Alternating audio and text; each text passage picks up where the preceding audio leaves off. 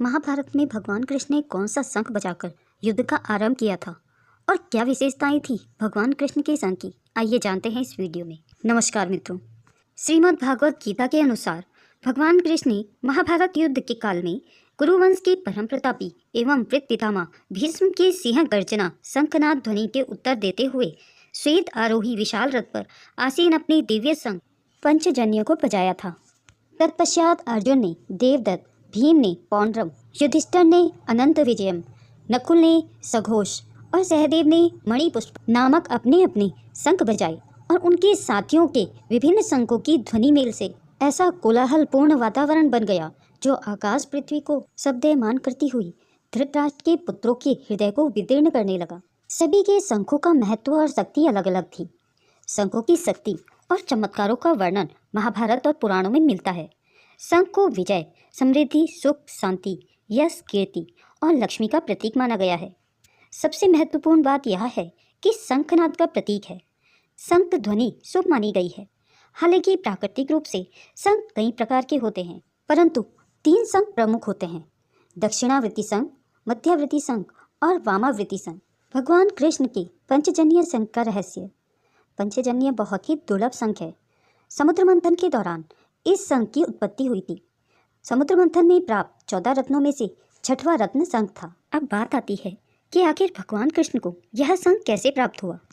तो पौराणिक मान्यताओं के अनुसार जब भगवान कृष्ण और बलराम की शिक्षा पूरी हो गई थी, तब उनके गुरु संदीपनी ने भगवान कृष्ण से दक्षिणा में अपने पुत्र पुनर्दत्त की मांग की, जो कि समुद्र में डूब के मर चुका था। तब भगवान कृष्ण और बलराम ने अपने गुरु को गुरु दक्षिणा में उनका पुत्र लौटाने का वादा किया। भगवान कृष्ण और बलराम अपने गुरु के पुत्र को लेने के लिए जब दैत्य नगरी गए, वहां उन्होंने देखा कि एक शंख में दैत्य सोया हुआ है। उन्होंने दैत्य को मारकर शंख को अपने पास रखा और फिर जब उन्हें पता चला कि उनका गुरुपुत्र तो यमपुरी चला गया है, तो वह भी यमपुरी चले गए। वहां यमदूतों ने उन्हें अंदर नहीं जाने दिया। तब उन्होंने शंख का नाद किया, जिसके चलते यमलोक हिलने लगा। फिर यमराज ने खुद आकर भगवान कृष्ण को उनके गुरु के पुत्र की आत्मा लौटा दी। भगवान कृष्ण और बलराम अपने गुरु के साथ पुनः धरती पर लौट आए। उन्होंने अपने गुरुपुत्र के साथ ही पंचजन्य शंख को भी गुरु को प्रस्तुत कर दिया। गुरु ने पंचजन्य को पुनः श्री कृष्ण को लौटाते हुए कहा कि यह तुम्हारे लिए ही है। तब गुरु की आज्ञा से उन्होंने इस शंख का नाद कर पुराने युग की समाप्ति और नए युग का आरंभ किया। भगवान कृष्ण के पास पंचजन्य शंख था, जिसकी ध्वनि कई किलोमीटर तक पहुंच जाती थी। कहते हैं कि महाभारत युद्ध में अपनी ध्वनि से पांडव सेना में उत्साह का संचार करने वाले इस शंख की ध्वनि से संपूर्ण युद्ध भूमि में शत्रु सेना में भय व्याप्त हो जाता था। महाभारत युद्ध में भगवान कृष्ण अपने शंख पंचजन्य से पांडव सेना में उत्साह का संचार ही नहीं करते थे, बल्कि इससे कौरवों की सेना में भय भी व्याप्त हो जाता था। इसकी ध्वनि सिंह गर्जना से भी कहीं ज़्यादा भयानक थी।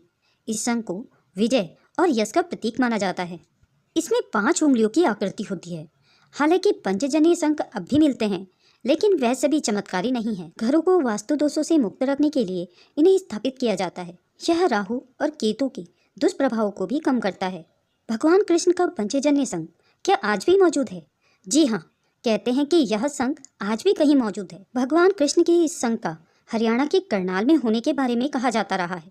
ऐसा माना जाता है कि करनाल से 15 किलोमीटर दूर पश्चिम में काछवा व बहलोल गांव के समीप स्थित पराशर ऋषि के आश्रम में रखा गया था, जहां से यह चोरी हो गया था। यहाँ हिंदू धर्म से जुड़ी कई बेशकीमती वस्तु भी थी। पौराणिक मान्यता के अनुसार भगवान श्री कृष्ण ने महाभारत युद्ध के बाद अपना पंचजन्य शंख पराशर ऋषि के तीर्थ में रखा था। हालांकि कुछ लोगों का मानना है कि श्री कृष्ण का यह शंख आदि बद्री में सुरक्षित रखा गया है। करीब 26 साल पहले कमरे की मरम्मत के दौरान यह अलमारी से पता चली थी, जिसमें अनेक बेशकीमती वस्तुएं भी मिली थी। उनमें भगवान कृष्ण का पंचजन्य शंख भी था। इसकी बनावट विशेष प्रकार की थी। इसमें फूंक एक तरफ से मारी जाती थी, लेकिन आवाज 5 जगहों से निकलती थी। इस शंख की विशेषता है कि इसमें एक ओर से फूंक मारने पर 5 अलग अलग छिद्रों से ध्वनि निकलती है। बहुत से लोगों ने इसे बजाने की कोशिश की, परंतु कोई भी सफल नहीं हो सका। अंतिम बार यह 3 या 4 साल पहले तक देखा गया था, परंतु यह फिर से चोरी हो गया।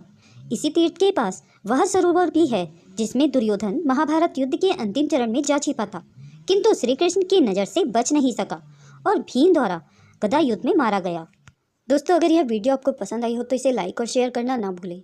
अगर आप मेरे चैनल में नए हैं और ऐसे ही रोचक किस्से सुनना पसंद करते हैं तो मेरे चैनल को सब्सक्राइब करें। वीडियो को अंत तक देखने के लिए आप सभी का बहुत बहुत धन्यवाद। आगे मिलते हैं नई वीडियो के साथ।